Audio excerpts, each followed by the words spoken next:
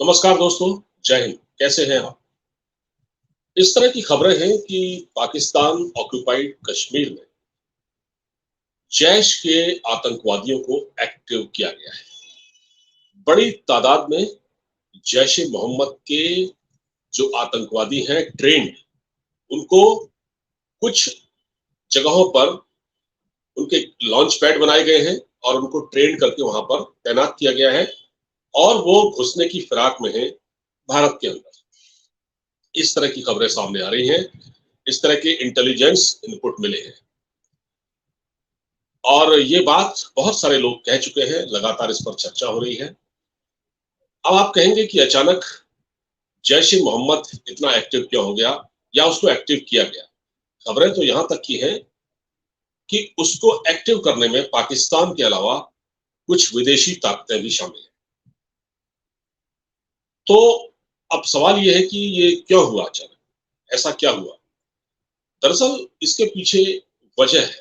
वजह यह है कि एक तो भारत में जम्मू कश्मीर में G20 की मीटिंग हो रही है और पाकिस्तान कभी नहीं चाहता कि ये सक्सेसफुल हो। पाकिस्तान विभिन्न अंतर्राष्ट्रीय मंचों पर लगातार कहता आ रहा है कि भारत ने ऐसा करके जो यूएन की जो रेजोल्यूशन थी उनका उल्लंघन किया है, जबकि ऐसा कुछ नहीं है। ये बिल्कुल बकवास है। पाकिस्तान फॉल्स प्रोपेगेंडा दुनिया भर में कर रहा है और दुनिया का ध्यान अपनी ओर खींचना चाहता है, क्योंकि उसको इस काम में सफलता बिल्कुल नहीं मिली। अंतर्राष्ट्रीय मंचों पर पाकिस्तान के विदेश मंत्री बिलावल भुट्टो लगातार कह रहे हैं, लेकिन दुनिया ने क्योंकि पाकिस्तान को इग्नोर कर दिया है, उनके अपने साथियों ने इग्नोर कर दिया है, इसकी वजह से पाकिस्तान इस तरह इस कदर फ्रस्ट्रेशन में आ गया है कि उसने, क्योंकि वो खुद तो लड़ते नहीं है। देखिए, पाकिस्तान की फौज लड़ने की काबिल नहीं, मैं इस पर भी आऊंगा।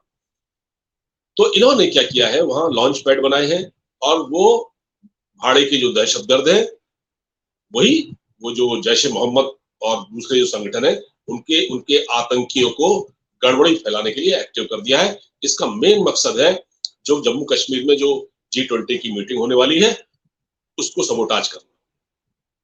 और आपने देखा ही होगा, अभी पिछले दिनों पुंछ पर अटैक हुआ, अनंतनाग में भी एक छोटा मोटा हमला हुआ। तो इससे ये पता लगता है कि पाकिस्तान अंदर से कितना फ्रस्ट्रेशन में है इस सारी चीज को लेकर, और वो भारत की जो तरक्की है कश्मीर में, जिस तरह से भारत ने डेवलपमेंट किया है, निवेश को आमंत्रित किया है, उसको वो देख भी नहीं पा रहा है। अच्छा, अब इसका एक कारण तो ये है। दूसरा कारण ये भी है, जो जनरल बाजवा का जो एपिसोड हुआ, जनरल बाजवा ने ये स्वीकार किया कि हम भारत से लड़ने लायक नहीं है, हमारे हथियार जंग खा चुके हैं, हमारे फाइटर प्लेन उड़ने लायक नहीं है, हमारे टैंक चल नहीं सकते क्योंकि उसको उसमें डीजल नहीं है। अभी एक खबर आई थी, आपको बता दूं, बड़ी महत्वपूर्ण खबर थी कि यूक्रेन को पाकिस्तान ने हथियार सप्लाई किए थे चोरी छिपे। हालांकि पाकिस्तान इससे इनकार करता आया है, लेकिन यूक्रेन को पाकिस्तान ने कुछ हथियार गोला बारूद भेजे थे। लेकिन अब यूक्रेन ने यह शिकायत की है कि जो आपने हमको गोला बारूद भेजा था या जो आपने हमको मशीन जो जो बम वगैरह भेजे थे या जो आपने हमको बंदूकें भेजी थी, वो तो चलने लायक ही नहीं है। उसको लेकर शिकायत आ रही है, वो तो बिल्कुल बेकार है, वो तो चल ही नहीं रही है। फिर पाकिस्तान ने कहा कि हमने आपके लिए कुछ नहीं भेजा। देखिए, ये है पाकिस्तान का असली चेहरा जो दुनिया को दिखा रहा है कि हम यूक्रेन की मदद नहीं कर रहे हैं। हालांकि ये बात रूस भी जानता है। खैर, मैं इस पर बाद में आऊँ। अब देखिए, जनरल बाजवा ने एक पत्रकार वार्ता के दौरान मीडिया के सामने ये स्वीकार किया कि हम भारत से नहीं लड़ सकते। दर हकीकत ये एक मीटिंग थी जो बहुत सीक्रेट मीटिंग थी और इसमें जो भी बताया गया, GHQ में मीटिंग थी, उसमें पत्रकार हामिद मीर थे जिन्होंने ये बात बताई, क्योंकि ये खुलासा ही तब हुआ जब हामिद मीर ने मीडिया में ये बात की कि जनरल बाजवा ने ऐसा ऐसा कहा, क्योंकि उस मीटिंग में बहुत कुछ सीक्रेट था, उसको लीक नहीं किया जाना था, लेकिन ये लीक कर दिया गया या लीक करवाया गया। तो हामिद मीर ने इसको क्यों लीक किया, और वो जनरल बाजवा से जुड़ा मामला था। तो आप एक बात बताइए, जब पाकिस्तान की आर्मी का एक सर्विंग जनरल जो रिटायर हो चुका है, उसने सब कुछ देखा हुआ है, क्या अगर वो ये कहता है कि पाकिस्तान की फौज लड़ने लायक नहीं है, तो फिर क्या वो गलत बोल रहा है? इसका मतलब वो गलत नहीं बोल रहा है, सच्चाई है। उसका गुनाह सिर्फ ये है बाजवा का कि उसने सच्चाई उगल दी, उसने झूठ नहीं बताया, उसने कहा हम लड़ने लायक, लड़ने की स्थिति में नहीं है।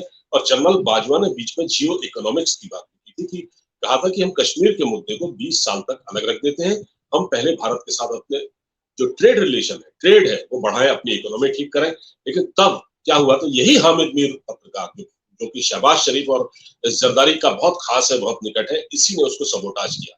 ये लगातार ट्वीट कर रहा था। इसके अलावा उस समय दूसरे बहुत सारे पत्रकार थे जिन्होंने एक चिंगोइज्म किया, एक मतलब एक तरह से माहौल बनाया और उसमें जनरल बाजवा को पीछे हटना पड़ा।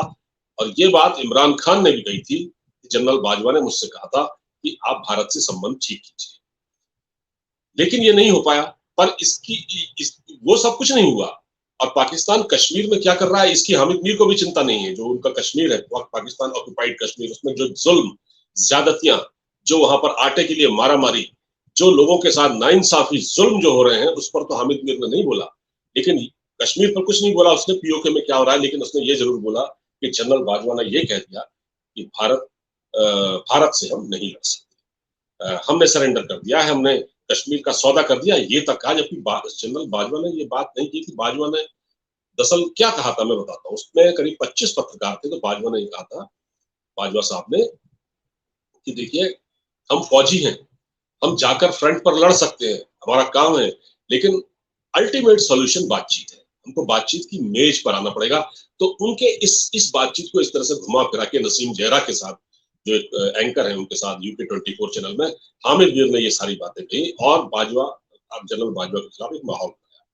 तो अब ये बात लगातार तैर रही। उसके बाद क्या हुआ कि अचानक पाकिस्तान के DGISPR, जो पहली बार लंबे समय बाद मीडिया में मतलब मीडिया के सामने आए, अहमद शरीफ, उन्होंने कहा कि ये जब उनसे सवाल पूछा गया तो उन्होंने कहा है कि हमारी फौज अगर जरूरत पड़ेगी तो भारत को अंदर जाकर उनसे जंग लड़ेगी, उनकी टेरिटरी में जाकर जंग लड़ेगी, हम भारत को घर में घुसकर मारेंगे। इसका मतलब ये था। तो ये उनको क्यों कहना पड़ा? ये उनको इसलिए कहना पड़ा क्योंकि पाकिस्तान की फौज ये जनरल बाजवा के स्टेटमेंट से, उनकी जो स्वीकारोक्ति है, उनकी जो कबूलनामा है, उससे बहुत बौखला गई है, खिसिया गई है कि उन्होंने सच क्यों बोल दिया कि हम भारत से नहीं लड़ सकते। तो इसके बाद DGISPR को प्रेस कॉन्फ्रेंस करके कहना पड़ा कि हम भारत से मुकाबला करने के लिए तैयार हैं, भारत ने अगर हम पर अटैक किया तो हम जो है भारत को अंदर घुस जाएंगे भारत के, और वहां उससे हम फाइट करेंगे। ये बात उनकी टेरिटरी में हम जाकर लड़ेंगे। ये बात अहमद शरीफ DGISPR ने कही। वो सिर्फ अपनी जनता को वही चूरन बेच रहे हैं जो बरसों से बेचते हैं। वो अपनी जनता को आज भी अंधेरे में रखे हुए हैं, न उनको रोटी दे पा रहे हैं, न उनको खाना दे पा रहे हैं, ना उनको पैसे दे पा रहे हैं, ना उनको अच्छी एजुकेशन दे पा रहे हैं। वो अपनी जनता को इसी फरेब में, इसी झूठ में लगातार मुब्तला रखना चाहते हैं, जो वर्षों से वो कर रहे हैं। अब ये जो हुआ है, ये डेवलपमेंट इसके बाद ही हुआ है। जिस तरह से कश्मीर में मैंने आपको बताया कि भाड़े की जो एक्टिविस्ट हैं, जैश ए मोहम्मद की के आतंकवादियों को वहां पर एक्टिव किया गया है, और इसमें पाकिस्तान की ISI के साथ साथ उसमें जो कुछ विदेशी ताकतें भी शामिल हैं, जो भारत को बढ़ते नहीं देखना चाहती।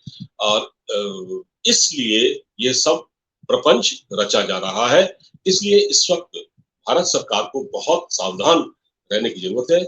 और भारत ने तो ये भी कहा है कि अगर जरूरत पड़ी तो हम सर्जिकल स्ट्राइक करेंगे। हमारे जयशंकर साहब जो पुंछ में हुए हमले से बहुत नाराज थे। उन्होंने प्रेस कॉन्फ्रेंस में कहा कि पाकिस्तान से दोस्ती कैसे की जा सकती है, जो देश आतंकवाद को स्पॉन्सर करता है, जो आतंकवादी भेजता है। बिलावल भुट्टो भी SCO की मीटिंग में आ रहे हैं, जो 4 तारीख को है, तो 4 या 5 को है, जो गोवा में होने वाली है, लेकिन उस मीटिंग का कोई मतलब नहीं रह गया। ख्वाजा आसिफ नहीं आए।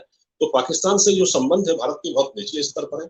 और अब जो पाकिस्तान हरकत कर रहा है, जो सीमा पर जिस तरह से उसने लॉन्च पैड बना रखे हैं, जिस तरह से वो जैश की आतंकवादियों को वहां एक्टिव कर रहा है, उससे खतरा है। लेकिन भारत सरकार के पास ये सारे इनपुट है। इससे अगर पाकिस्तान ने भारत पर हमला किया या आतंकवादी गतिविधियों को अंजाम दिया, जैसा कि वो करता आया है, इससे पाकिस्तान इस बार बहुत ज्यादा नुकसान भुगतेगा। और इस बार भारत की जो स्ट्राइक होगी, बालाकोट से भी ज्यादा तगड़ी हो सकती है। वीडियो पसंद आया हो उसको शेयर कीजिएगा। अब इजाजत दीजिए, अपना ख्याल रखिए। नमस्कार, जय हिंद।